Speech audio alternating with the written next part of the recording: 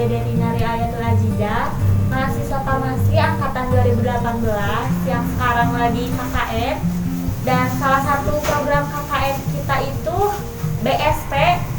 Nih sebelumnya BSP itu apa sih? Bicara seputar SPP bukan sih? Enggak dong ya, bercanda SPP. Bercanda ya. Aduh. Tentunya bukan ya teman-teman. Ya bukan dong. Nah, kita mau ngasih tahu nih BSP itu apa. Bareng-bareng aja ya. Boleh. Yuk. BSP, Bincang asik seputar akademik.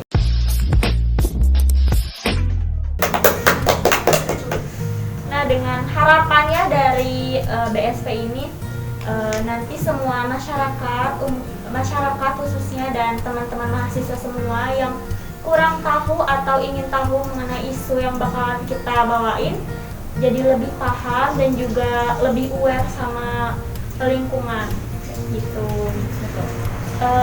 Tema yang akan kita bawain kali ini yakni vaksin datang apakah pandemi hilang, dan tentunya aku di sini nggak sendirian sama Sidi Kartika.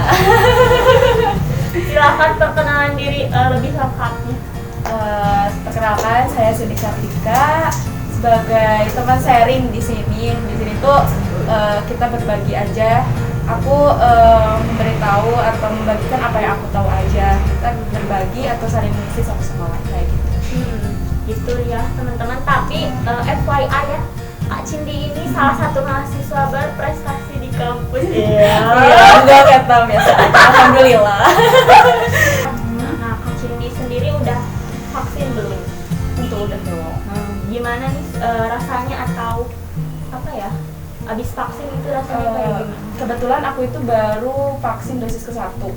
Ya kalau di aku sih nggak ada rasa apa-apa. Mungkin di beberapa orang, di teman aku ada yang ngerasain pegel atau bahkan pernah demam juga, tapi itu kan hal yang wajar sih. Gitu. Ya. Nah, yang apa ya? Sekarang kan lagi rame banget nih pro kontra tentang vaksin COVID-19. Sebenarnya gimana sih cara kerja vaksin untuk mencegah atau untuk menyembuhkan? Sebelum kita bahas dalam nih mengenai vaksinasi itu, kita bahas dulu sama yang namanya imunisasi. Nah, imunisasi ini tuh berasal dari kata imun, yang artinya kebal atau resisten. Nah, imunisasi ini ada dua, ada imunisasi aktif dan juga ada imunisasi pasif. Nah, imunisasi aktif ini juga ada dua, ada yang alami dan buatan. Kalau misalnya yang namanya imunisasi aktif alami, contohnya misalkan ada seseorang yang terpapar virus COVID-19, lalu dia sembuh. Nah, artinya dia itu secara aktif dan alami telah membentuk antibodinya sendiri terhadap si virus COVID ini. Beda dengan imunisasi aktif buatan. Contohnya, kalau ini tuh vaksinasi. Biar tubuh gak harus sakit dulu, tapi tubuh itu membentuk antibodinya duluan. Nah, ini tuh ya vaksinasi yang sekarang lagi gencar-gencar dilakukan. Gitu. Nah, ada satu lagi tadi imunisasi pasif. Kalau ini tuh tubuh itu kayak dikasih antibodi langsung dari luar. Jadi kita itu, jadi tubuh tidak dipicu untuk membentuk antibodinya sendiri, tapi tubuh kita itu diberi secara langsung antibodi yang telah terbentuk dari pasien yang telah sembuh terhadap suatu penyakit. Kita ambil, kita manfaatkan antibodi yang telah terbentuk dari dia, dimasukkan ke dalam tubuh seseorang yang memang membutuhkan atau masih sakit. Itu ya. Nah, kalau perbedaannya sendiri di terapi plasma konvalesen sama vaksinasi itu gimana? Tadi kan udah disinggung ya, sekilas gitu. Kalau vaksinasi itu adalah salah satu upaya untuk memicu tubuh membentuk antibodi terhadap suatu penyakit tertentu. Nah, ini vaksin itu tuh bisa berasal dari bakteri atau virus yang dilemahkan, atau bisa juga dari virus atau bakteri yang dikembangbiakan di suatu media atau kultur kemudian diaktifkan. Jadi bukan berupa full mikroorganisme yang bisa menginfeksi kita terus bikin kita sakit gitu, enggak. Tapi vaksin itu kayak diambil sebagiannya dari suatu mikroorganisme, baik itu virus atau bakteri, kemudian masukkan ke tubuh kita biar memicu tubuh kita itu membentuk antibodi aja gitu. Beda sama TPK. Kalau TPK itu ya kita mendapatkan atau mengambil antibodi dari orang yang telah sembuh, lalu dimasukkan ke tubuh kita yang mungkin kita masih sakit saat itu. Jadi tubuh kita itu tidak membentuk antibodi sendiri, tapi menggunakan antibodi yang telah terbentuk dari orang lain yang telah sembuh gitu. Jadi langsung pakai gitu, nggak membuat sendiri gitu. Jadi si vaksinasi ini tuh untuk mencegah atau untuk mengobati Kak sebenarnya? Tentu vaksinasi itu hanya untuk mencegah, karena kan kita juga tahu kalau misalkan kalau kita lagi sakit itu kan nggak boleh divaksin. Nah, kalau misalkan yang namanya menyembuhkan atau mengobati itu namanya obat, bukan vaksin. Dan kita tahu bahwa sampai saat ini virus COVID-19 itu kan belum ada obat definitifnya. Ya jadi sistem imunitas kita aja, kekebalan tubuh kita aja yang bisa melawan si virus ini kayak gitu. Kalau misalkan kita pernah mendengar pasien COVID-19 yang di rumah sakit itu kan diberi antibiotik. Nah, pemberian antibiotik ini untuk apa sih? Yaitu bertujuan untuk mencegah adanya atau terpaparnya pasien itu dari infeksi sekunder. Karena kan kalau misalkan seseorang terpapar virus, sistem imunitasnya itu akan menurun. Nah, dia rentan terpapar yang namanya infeksi sekunder. Jadi perlu adanya profilaksis atau pencegahan agar penyakit dia tidak semakin parah akibat adanya infeksi sekunder itu kayak gitu. Gitu ya Kak. Nah, kalau misalnya yang boleh menerima vaksin ini siapa aja? Kalau menurut Kemenkes itu yang pertama adalah orang yang berusia 18-59 tahun.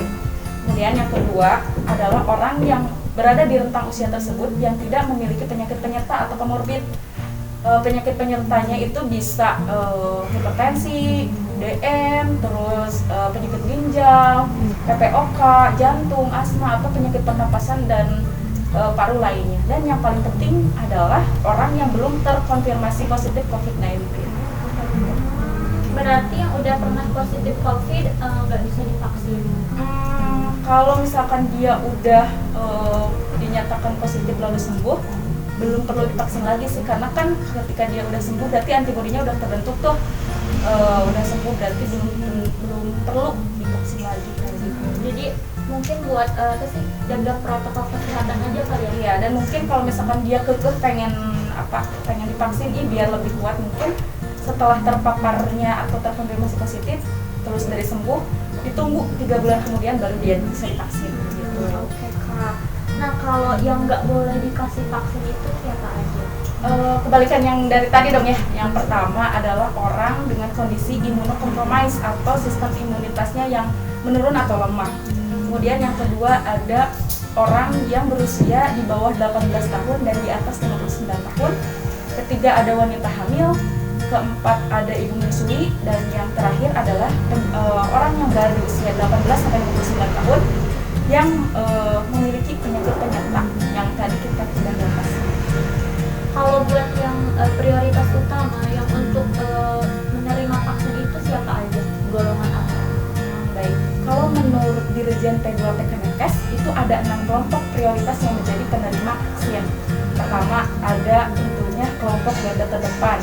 Itu kayak tenaga medis, dokter, perawat, kemudian ada analis lab, TNI Polri, dan aparat hukum. Kedua ada tokoh agama dan tokoh masyarakat. Ketiga ada guru atau tenaga pendidik lainnya. Keempat ada aparatur pemerintah. Kelima ada peserta BPJS TBI, dan yang terakhir adalah masyarakat dan pelaku ekonomi. Kalau menurut kamu nih, kalau misalnya ada orang yang menolak vaksin itu gimana? Lucu ya, kenapa kita itu harus menolak vaksin gitu loh. Padahal kan ini menyangkut keselamatan kita juga gitu. Terus kan kalian juga pernah dengar dong yang namanya herd immunity. Nah, kita akan bahas deh karena takutnya nih kita bicara tentang herd immunity, terus baca-baca herd immunity, tapi kita nggak tahu makna sebenarnya dari herd immunity itu. Jadi vaksin itu bisa menciptakan herd immunity atau kekebalan imunitas atau kelompok. Jika dalam satu populasi atau komunitas itu banyak orang yang divaksin, itu menjadikan komunitas atau kelompok itu menjadi lebih kebal atau resisten terhadap suatu virus atau bakteri tersebut. Nah, karena ketika semakin banyak orang yang divaksin, berarti makin banyak yang kebal dong, yang akhirnya itu menyebabkan si virus atau bakteri akan susah atau tidak menemukan sel inang atau host untuk dia berkembang biak, sehingga dia akan merasa tertekan, terus dia mati, dan angka kesakitan atau angka terpapar dari virus bakteri ini akan menurun. Nah, hal inilah yang menjadikan bisa dimanfaatkan gitu. Ini juga bisa memberikan kekebalan juga bagi orang-orang yang gak bisa divaksin. Tadi gitu kayak anak kecil, kemudian orang di atas 60 tahun, terus orang dengan penyakit penyerta. Jadi dengan kita divaksinasi itu bukan hanya diri kita yang kita lindungi gitu, yang kita cegah dari terpaparnya virus, tapi kita juga ikut memberikan kekebalan, ikut melindungi orang yang gak bisa divaksin. Jadi vaksinasi itu togetherness banget, kebersamaan banget. Jadi so why do you have to say no to vaccine? It help yourself and others. Nah, buat efek sampingnya sendiri dari vaksinasi ini gimana, Kak? Jadi ingat vaksinasi itu, ingat KIPI. KIPI itu adalah kejadian ikutan pasca imunisasi. Jadi kalau misalkan kita udah divaksin, terus kita demam, terus nyeri kepala atau sakit badan gitu, terus pegel-pegel, nyeri otot, bahkan ada yang bengkak di daerah bekas suntikan. Itu sebenarnya wajar, karena itu merupakan salah satu respon tubuh kita terhadap benda asing kan. Itu vaksin itu kan benda asing bagi tubuh kita. Itu wajar kok, dan sebenarnya itu jangan menjadi ketakutan bagi kita, karena KIPI itu atau reaksi KIPI itu nggak semuanya terjadi ke semua orang. Itu tergantung dari respon tiap tubuh setiap individu. Nah, gitu. Kalau semisal hal itu terjadi, apa sih yang harus kita lakukan? Yang pertama itu kita harus tenang, jangan panik terus overthinking, wah vaksin bahaya nih gitu. Enggak, kalau vaksin itu enggak seseram itu gitu. Ya kalau misalkan kita demam, ya kita kompres badan kita pakai air hangat. Terus kalau bisa juga kita minum obat penurun demam kayak paracetamol. Kalau misalkan kita nyeri kepala, nyeri badan, pegel-pegel, kita juga bisa meminum paracetamol sesuai dosis. Kalau misalkan nyerinya udah hilang nih, ya kita hentikan kayak gitu. Terus mungkin ada juga kejadian yang emang kalau misalkan reaksinya itu udah gak bisa kita toleri nih, kayak yang sakitnya gak tertahankan banget gitu, terus gatal-gatal seluruh tubuh gitu, terus ada yang sesek juga. Nah, baru kita pergi ke fasilitas kesehatan untuk mendapatkan pertolongan medis kayak gitu. Jadi intinya si vaksin ini tuh aman gak sih? Untuk aman dong, kan ketika BPOM udah mengeluarkan izin edar kan itu pasti udah teruji keamanannya gitu, gak sembarangan keluar. Nah, betul, dan kebanyakan masyarakat juga beranggapan bahwa setelah kita dapat vaksin, mereka bisa bebas untuk tidak menjalankan protokol kesehatan. Sudah seolah semuanya udah beres dan selesai gitu. Bagaimana nih tanggapan Kak Cindy mengenai stigma tersebut? Nah itu ya lucu juga, kalau masyarakat Indonesia itu mudah banget nih dikasih berita hoax, terus langsung percaya, terus panik sendiri gitu loh. Terus dia itu malas juga cari fakta yang sebenarnya, data yang validnya itu gimana gitu. Ya kalau misalkan karena itu menjadi permasalahan saat ini, ya kita tentunya salah satu bagian nih mahasiswa kesehatan harus bisa meluruskan stigma itu di masyarakat kayak gitu. Karena vaksinasi ini tuh bukan tentang melindungi diri kita sendiri, tapi dengan vaksinasi ini tuh kita melindungi, kita memberikan kekebalan juga kepada orang di sekitar kita dan orang banyak. Nah, ketika banyak nih yang ya banyak stigma juga yang beredar, lo mau tanggung jawab gak sih kalau misalkan ada terjadi hal yang negatif ketika lo udah divaksin? Kalau saya pribadi sih enggak, tapi pemerintah bisa mempertanggungjawabkan hal itu. Dan aku mau nanya balik aja ke dia, ke orang yang menanyakan hal itu, lo mau tanggung jawab enggak kalau misalkan ada terjadi sesuatu hal akibat lo gak divaksin? Kayak gitu loh. Apa ada jaminannya lo gak menyebarkan virus ketika lo gak divaksin? Lo gak sayang sama orang di sekitar lo? Kayak gitu aja. Vaksin itu bukan obat ya, tekankan, vaksin itu bukan obat dan bukan juga dewa yang merupakan solusi dari segala solusi gitu. Dan bukan berarti juga adanya vaksin pandemi langsung hilang juga. Syaratnya itu kalau vaksin itu kan vaksin akan berhasil pada suatu negara jika vaksin itu dilaksanakan secara cepat dan merata gitu. Jadi ya kita harus tetap menjalankan, ketika kita udah vaksin ya kita harus tetap juga memperketat protokol kesehatan kita gitu. Dan ya sebenarnya vaksinasi itu membantu sih iya, tapi bukan pemecah masalah yang paling mutlak kayak gitu. Tetap harus jalankan protokol kesehatan dan jangan lupa untuk vaksin. Oke nih guys, kita udah berada di penghujung acara.